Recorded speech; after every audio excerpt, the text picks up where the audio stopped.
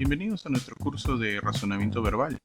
Hoy vamos a ver el tema de analogías, en donde vamos a revisar su etimología, concepto, definición y características, ejemplos y tipos analógicos.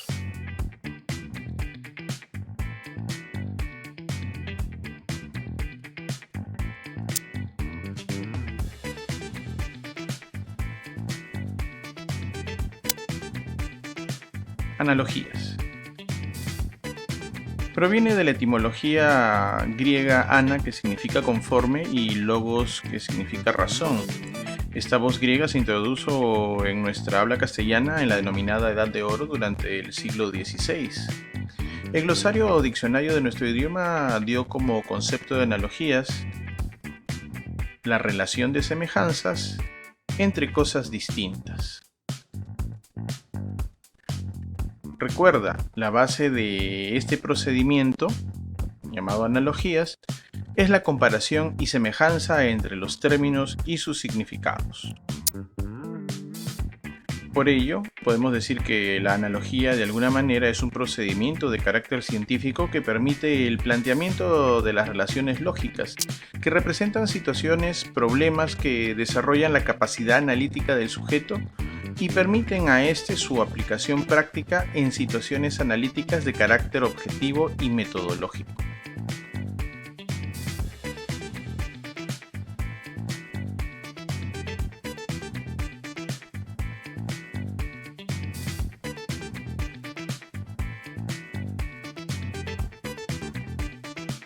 Su concepto académico y científico se entiende como un razonamiento de deducción mediante el cual se establece la semejanza de objetos, hechos o sujetos diferentes.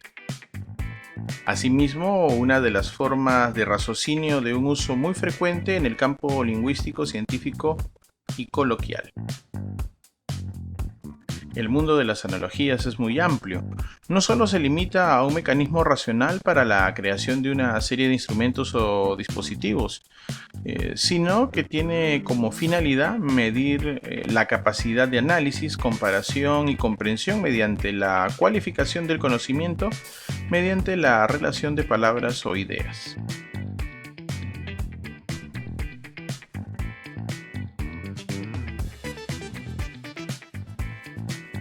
Tipos analógicos. Para poder resolver correctamente una analogía es necesario advertir las posibles acepciones o significados de la palabra, tener en cuenta su monosemia y su polisemia, determinar el campo semántico en el cual se relacionan con otras palabras, tanto colectivamente como individualmente, el orden en que están considerados los términos analógicos previamente, de ser posible a qué tipo de condición o naturaleza estructural se asocian y de acuerdo a ello establecer una relación entre términos. En este caso vamos a revisar una palabra como ejemplo, la palabra profesor, a la cual vamos a identificar como nuestro sujeto o agente.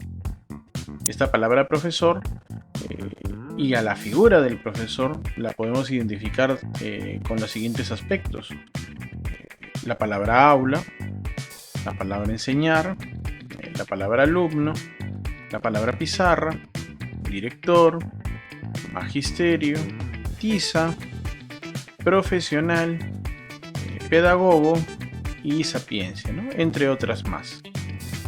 La idea para poder obtener una relación analógica por tipo es establecer que exista una correspondencia de semejanza entre nuestro sujeto agente, en este caso profesor, y las palabras que ha de acompañar al mismo término. En este caso, profesor y aula tienen una relación esencialmente de lugar, ya que el lugar natural donde el profesor se desarrolla es el aula. De igual manera, con el verbo enseñar podemos decir que el profesor ejerce la acción natural de enseñar, de instruir, de dar información y comunicación a sus alumnos. Sujeto, acción. Podemos utilizar también el concepto de alumno para plantear dos posibilidades. La relación de ser términos complementarios, ya que para ser alumno necesariamente se debe tener a un profesor, y de manera viceversa, para ser profesor se debe tener como mínimo un alumno. o de antonimia simplemente por correspondencia.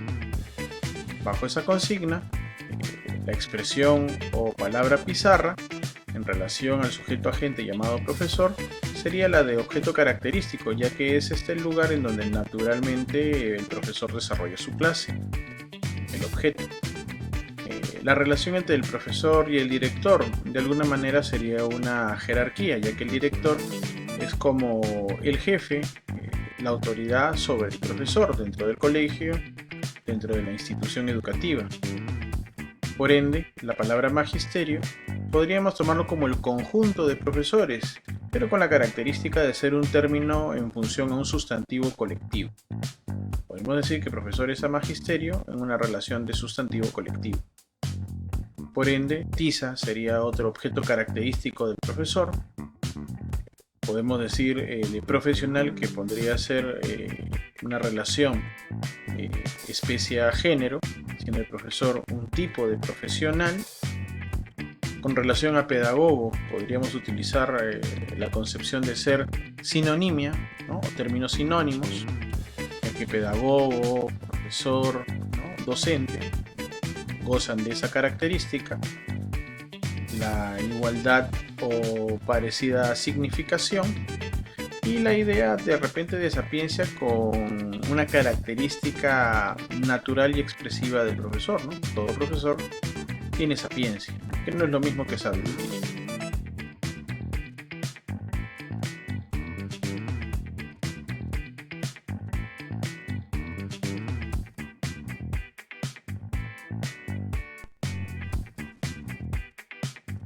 Otro aspecto que sería importante considerar para poder resolver una analogía de manera eficiente sería tener como uso en nuestro criterio una de las técnicas más famosas y reconocidas por el curso de razonamiento verbal para resolver este tipo de ejercicios, la llamada técnica del ron. Y aclaramos el hecho de que esta palabra no tiene nada que ver con la bebida alcohólica. Más bien sería una sigla que de alguna manera resumiría tres conceptos elementales: relación, orden y naturaleza. La relación inicial que se establece entre los términos analógicos, la comparación observativa entre los términos y la búsqueda de la premisa más adecuada dentro de las alternativas posibles, y un orden que obviamente tenemos que seguir, que sea de coherencia y concordancia contra la comparación de los términos en sí. Por ende, no puedo yo establecer una analogía si es que no hay un orden correlativo entre los términos. Y a ello le agrego el proceso final, que vendría a ser establecer la mayor semejanza o identificación en el proceso de entendimiento de la misma analogía.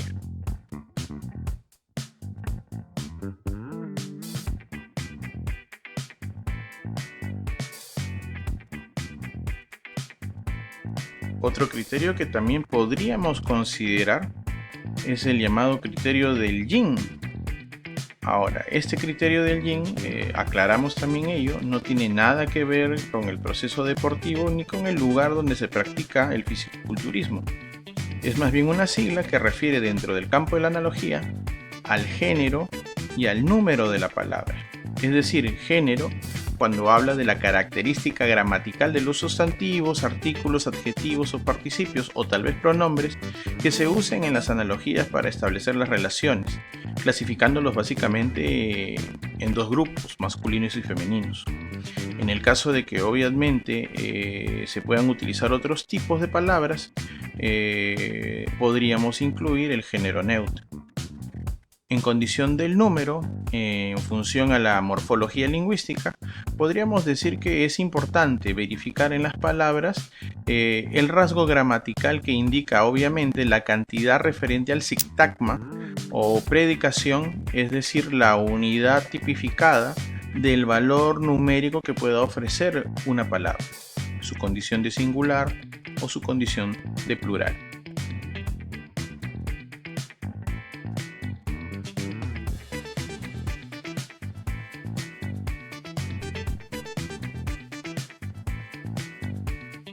Entendamos el siguiente ejemplo.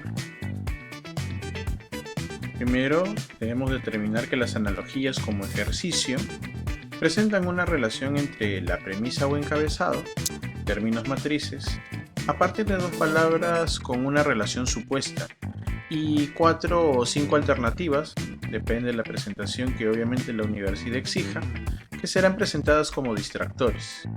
La respuesta necesariamente estará ubicada entre estas alternativas. La idea del ejercicio es ubicar o establecer una relación entre el encabezado y una de las alternativas, en este caso la más adecuada. Para ello, nosotros exponemos el siguiente ejemplo: reloj y tiempo, asumiendo que el reloj es un instrumento que necesariamente sirve para medir el tiempo. Bajo esa consigna, a estos dos términos los vamos a llamar premisa. Y luego, consecutivamente, vamos a compararlos con dos términos más, en este caso pluviómetro y lluvia, las cuales de alguna manera cumplen la misma condición de instrumento o objeto a medir, la cual vamos a llamar nuestra alternativa escogida. Por ende, para que estas 4 palabras tengan una interrelación como respuesta, la dirección, el orden de los términos tiene gran influencia en el proceso de entendimiento del ejercicio. No puede haber una respuesta que sea opuesta al sentido natural de la exposición de la premisa, rasgo que naturalmente se tiene que conservar hasta el final, y de esa manera poder tener una lectura más clara y más específica de lo que queremos obtener como vinculación o comparación. En este caso, en nuestro ejemplo, podemos decir que el reloj es un instrumento que sirve para medir el tiempo. Del mismo modo que el pluviómetro es un instrumento que sirve para medir la caída y fuerza del impacto de la lluvia sobre la tierra.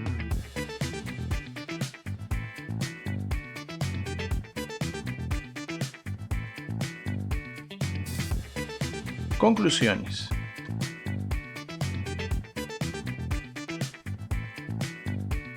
Para determinar la respuesta analógica más adecuada, debemos de precisar la relación base, buscando en esta las características o elementos pertinentes que nos permitan discernir cuál de las opciones posibles es la semejante a la premisa. Por ende, tenemos un ejemplo más. Rey Arturo vendría a ser nuestro sujeto agente y la espada Excalibur, que vendría a ser su objeto característico. Podemos tener en cuenta también el lugar donde todo ocurre, que es el castillo de Camelot o el reino de Camelot, ¿no?, en Inglaterra, del cual se entiende es una historia. Una manera para poder llegar a una respuesta más exacta dentro de las analogías es planteando también la forma de una oración, diciendo que el rey Arturo es a Excalibur de manera correspondiente, como de repente el sujeto agente lo es a su objeto característico. Y en la búsqueda de las posibles alternativas, siempre mantener la relación de semejanza por condición de sujeto a objeto característico, tal cual muestra nuestro ejemplo, dentro de las diferentes formas de obtener una analogía. Ubicar nuestros términos de condición base dentro de un contexto o una oración que permita la vinculación nos ayudará siempre a discernir mejor entre las respuestas.